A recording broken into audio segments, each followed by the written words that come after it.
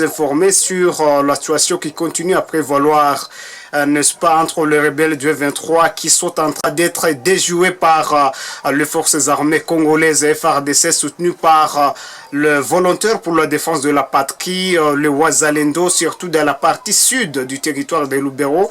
Les mentons d'aujourd'hui, on vous avait donné la situation qui a prévalu également au niveau des alentours de la cité d'Essac hier, quand les forces armées congolaises soutenues par le VDP Wazalendo ont su déjouer les attaques terroristes répétées de terroristes du 23 RDF. Et aujourd'hui, bien sûr, les attaques se sont poursuivies au sud du territoire de Lubero, dans certaines agglomérations comme Kasségue et ses alentours. Mais voici que nous voulons maintenant passer en ligne avec le patriote qui continue, n'est-ce pas, de persister avec d'autres structures à travers la province du Nord Kivu sur les lignes de front qui sont actuellement devenues d'ailleurs une épine rouge contre les rebelles du M23. Et voici que nous passons avec lui en ligne pour nous donner la situation sur les lignes de front. Et là, nous vous demandons de pouvoir vous abonner nombreux sur la chaîne, continuer à partager les informations aux autres pour lutter contre la désinformation qui continue à demeurer, à persister sur les réseaux sociaux, des messages qui désorientent l'opinion, le message qui manipule l'opinion. Mais voici que à tout moment nous sommes faits pour vous informer sur la vraie situation qui continue à prévaloir. Claude Moussavouli, bonjour. Bonjour, monsieur le journaliste. Merci, vous êtes patriote Mouzalendo, l'un des patriotes courageux sur les lignes de front. Aujourd'hui, nous voulons, n'est-ce pas, nous acquérir de la situation, rouler sur les lignes de front pour la vraie information, parce que nous, dans notre méthode, nous luttons contre la désinformation. Voilà pourquoi nous venons de vous appeler et approcher sur notre caméra. Je suis tout d'abord heureux de le savoir parce que, vous le savez, l'ennemi a longtemps désinformé avec plusieurs comptes pro-Rwanda pour tenter de désorienter l'attention des Congolais sur ce qui se passe réellement ici sur différentes lignes de front. La réalité n'est par rapport à celle que l'ennemi diffuse, donc le Rwanda et son M23. Voilà au moins. Ok, merci beaucoup. Alors aujourd'hui, les affrontements au moins continuent à se dérouler dans la partie sud du territoire de Lubero, dans plusieurs agglomérations où plusieurs agglomérations sont passées sous contrôle des forces armées et les Wazalendo au cours de ces 8 jours. Qu'est-ce qu'on peut apprendre comme situation générale en cette journée du lundi 9 décembre 2024?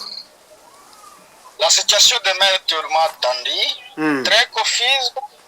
Jusqu'à présent, jusqu'à ce lundi et cet après-midi. L'ennemi, depuis le lundi de la semaine passée, nous sommes déjà au 8e jour consécutif de combats tellement violents entre les forces armées qui sont appuyées par nous, les jeunes résistants au Wazalendo, contre les terroristes rwandais de Paul Kagame 1-23. L'ennemi aujourd'hui se retrouve à difficulté.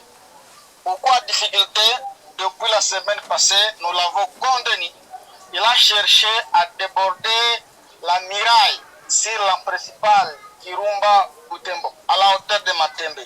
Oui. L'ennemi s'était renforcé davantage pour chercher à expandre sa zone de contrôle vers le centre du territoire de Lubero, donc à Lubero centre. Alors, il a fallu qu'on réponde à toutes ces attaques.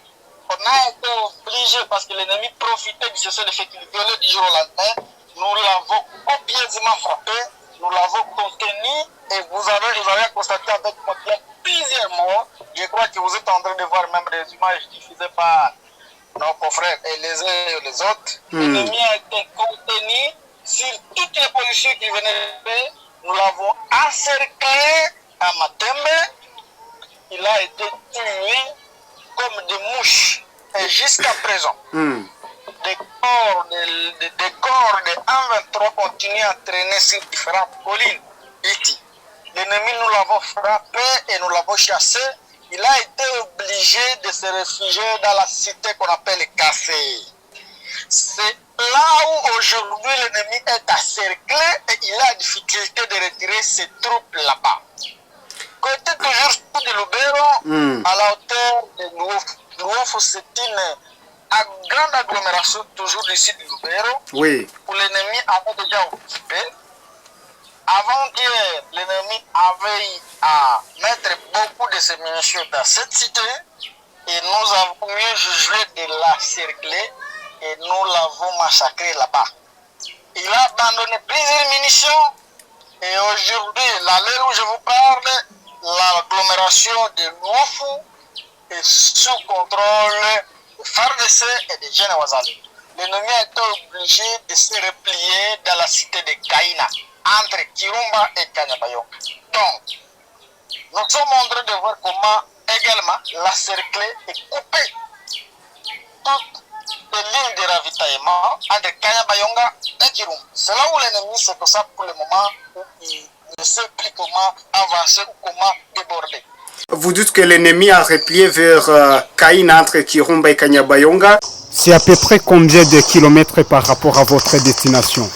Bon, la cité de Kaina, donc, lorsque vous quittez le territoire de Rutshuru, vous entrez par Kanyabayonga qui est situé à Lubero. Kanyabayonga, c'est une grande cité, une partie est dans Rutshuru, une partie est dans Lubero. Oui. Dans Kanyabayonga, Kaina, c'est presque la même cité, que ce n'est pas seulement avec 2 à 3 km.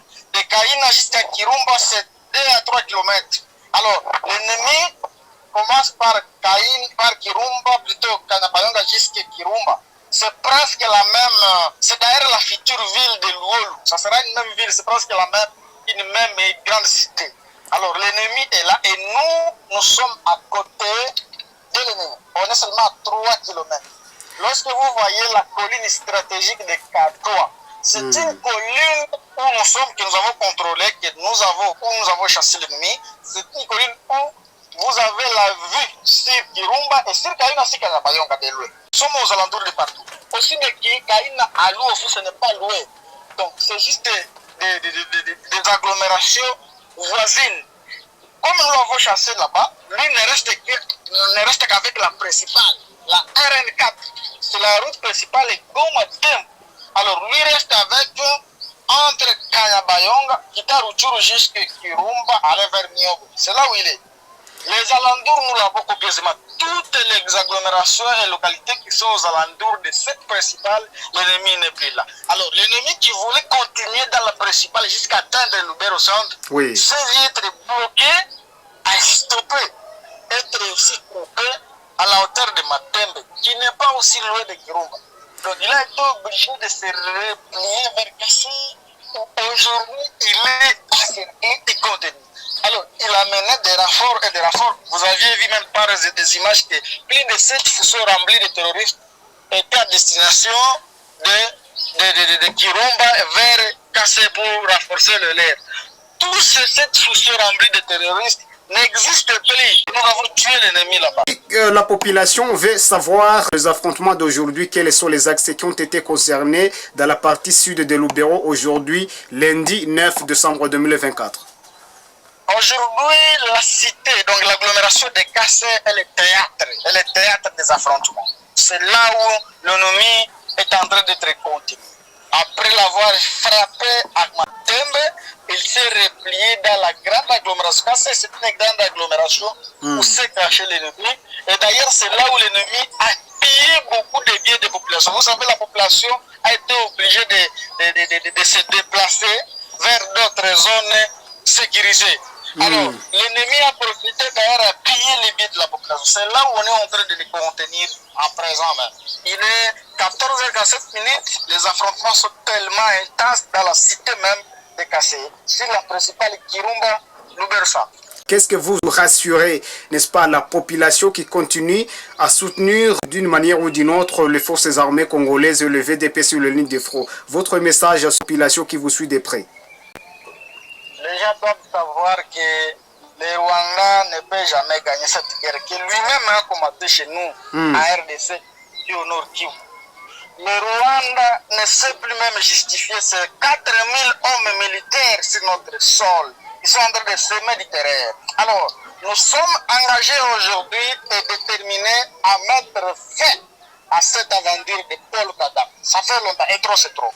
La population doit continuer à nous soutenir et à se méfier des fausses informations relayées par les comptes pro-Kagame. Aujourd'hui, nous n'allons plus lâcher. Nous allons continuer jusqu'à battre l'ennemi et jusqu'à les bouter loin de nos frontières. L'ennemi a longtemps joué avec nous, il a tué nos populations, il a fait tout ce qu'il veut, tout ce qui est crime. Aujourd'hui, nous disons être engagés. Nous allons frapper l'ennemi et nous allons le bouter dehors. L'ennemi n'est pas fort. Les gens qui pensent que l'ennemi va encore une fois passer, qui cessent de se tromper. Alors, l'ennemi, nous l'avions déjà même frappé, on commençait déjà à entrer dans la cité de Kirumba. Donc, on l'avait déjà frappé. Et à Matembe, et à Kassé, et à Miowe, on était dans la porte déjà de la grande commune de Kirumba. Suite à ce fait, on nous avait demandé de les respecter et de reculer un peu. Alors, l'ennemi avait profité de ça. Cette fois-ci, nous avons dit, non, cessez le fait, nous continuons et d'ici quelques jours, les gens vont attendre qu'on serait déjà dans les retours et jusqu'à Bunaga.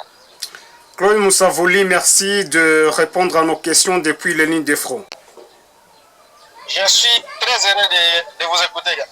Chers internautes et téléspectateurs, merci d'avoir suivi la situation, l'évolution de la situation en cette journée du lundi 9 décembre 2024 sur les lignes de front, les Ouazalendo, de diverses structures, dont différents mouvements qui soutiennent les forces armées congolaises sont en train, n'est-ce pas, de conjuguer les efforts, les énergies nécessaires dans le cadre de pouvoir mettre hors d'état de nuire la présence terroriste sur les sols congolais, les affrontements qui se concentrent actuellement dans la partie sud du territoire de Lubero. Comme vous le savez, la semaine dernière, le théâtre d'affrontement a constitué un village ou plusieurs villages de cette partie, entre autres donc le village de l'agglomération de Kasségué, Boatingue, plusieurs villages comme Miobwe, comme Kanyati, sont des villages qui ont été, n'est-ce pas, sous contrôle des forces armées congolaises qui jadis étaient occupées par le rebelle du F-23 illégalement, ce qui fait qu'actuellement la population congolaise de l'intérieur ou de l'extérieur se mobilise pour soutenir la cause noble, pour participer à cette guerre d'agression d'une manière ou d'une autre. Surtout que les premiers engagés sont sur les lignes de front qui combattent physiquement l'ennemi dans le cadre de recouvrer la souveraineté et l'intégrité territoriale de la République démocratique du Congo. Et voici que selon l'information très fraîche de cet après-midi et que les affrontements se concentrent au niveau des Kassé. Donc c'est ligne toujours des parties de Lubero au sud où l'ennemi est en train de subir une frappe radiparose de la part de volontaires pour la défense de la patrie. Pour l'évolution de la situation, chers internautes et téléspectateurs, nous vous demandons de pouvoir vous abonner massivement, vous abonner sur la chaîne de sorte que vous puissiez aussi partager ces informations